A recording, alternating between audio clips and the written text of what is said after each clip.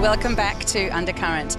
On this week's Vox Pop, Michael hit the streets of Perth to find out your views on euthanasia. The practice of voluntary assisted suicide, known as euthanasia, is currently illegal in most states and territories and could be the next social debate following same-sex marriage last year. It is understood that West Australians are divided on this issue, and that's why I'm hitting the streets today to find out more. Do you believe in euthanasia?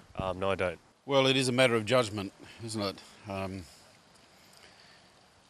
There is, of course, an inhumane level of suffering that no one would want to see carry on.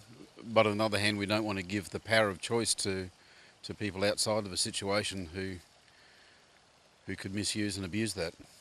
For what reasons don't you believe in it? Because I just believe in dying naturally, as when we're supposed to, instead of taking our own lives. Because I don't believe in suicide, so yeah, euthanasia kind of falls in that. I've got two schools of thought. One is I've seen people suffer from cancer and all that sort of stuff, and I've seen that they get towards that end of life, and I can see that they have no drive to actually want to live. And to me, it should be a personal choice, not based upon religion and things like that. Me personally, as long as I've done everything I can, I don't know if I would or would not myself. Depends. I do in some respects, but it depends on the situation. I do. Yeah, no, I believe that I'll go watch someone suffer, and I believe that if you have that, if I ever had that decision, I'd want to be able to say yes, time to end my life. Yeah, definitely, I agree. I watched my grandmother slowly die painfully, and she wanted out. If somebody's dying of cancer or some sort of disease or something, and they're not going to get any better, and they're ill and they're in pain, then it should be, I think, yeah. I think definitely if you've got a terminal illness and you've only got a few months, that your life, like I said, I've seen someone actually go through this. Seeing them suffer and all that sort of stuff, it's not quality of life. To me, if they want to end it, that's their choice, and they should have that freedom of choice. If it's a case of someone just wanting it just because they're depressed or something like that, then I think, no, that's not the right case. I think they need proper counselling, proper help.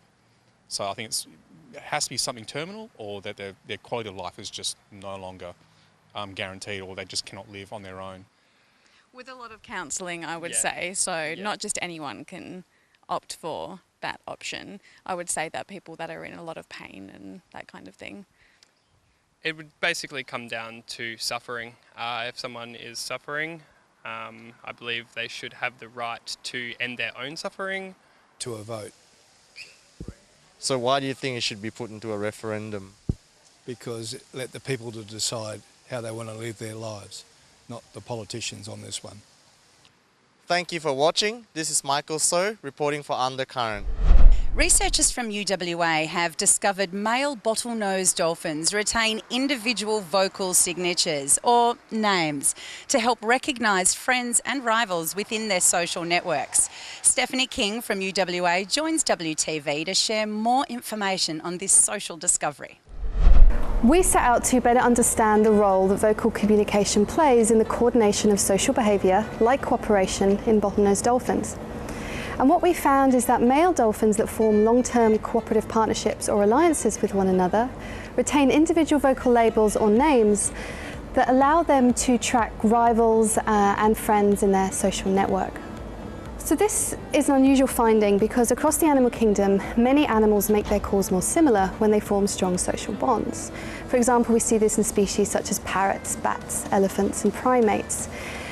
And they make their calls more similar as a means of advertising their strong relationships and their group membership. We belong to this group, we produce this call. However, with the bottlenose dolphins, it's the opposite. Males retain a unique call, even though they form these incredibly strong bonds. And this allows them, or shows us, that these individual names are really important for them in order to track their cooperative partners and their competitors and form these fascinating multi-level alliances.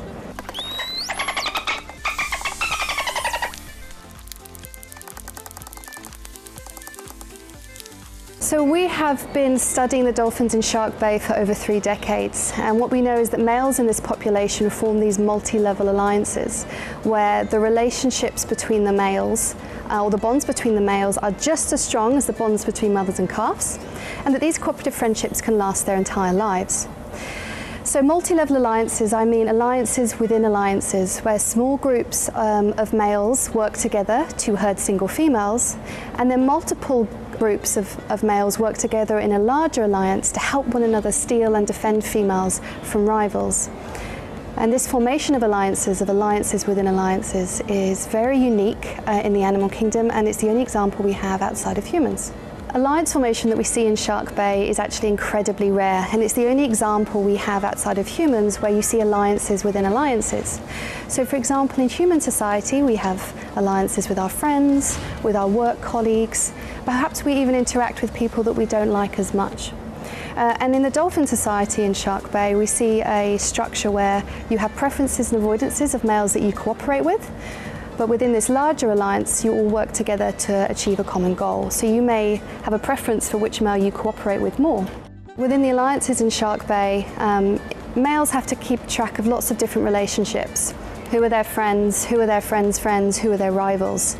And to do this, they use an individual vocal label or name, which allows them to broadcast their identity and to recognize other individuals and remember the history of interactions with those individuals. This is a male that I've cooperated with. This is a male that I've had an aggressive interaction with.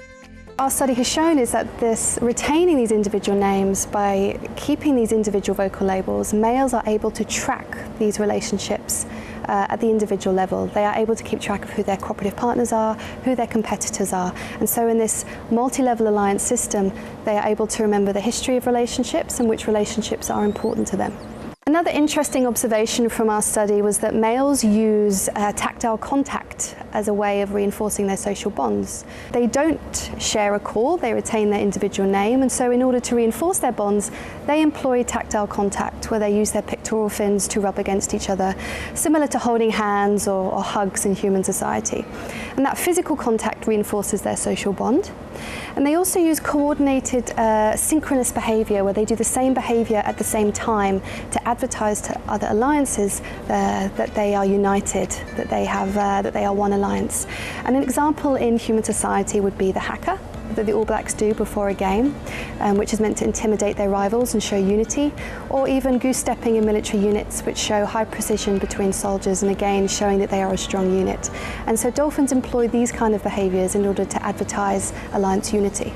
So our findings show that retaining these individual names rather than sharing calls is really important for male bottlenose dolphins, and it allows them to identify many different cooperative partners and many competitors in their social network, and therefore allows them to form these fascinating multi-level alliances. That's all we have time for on this week's episode of Undercurrent. We've really enjoyed having your company, and we're looking forward to seeing you again next week. Take care.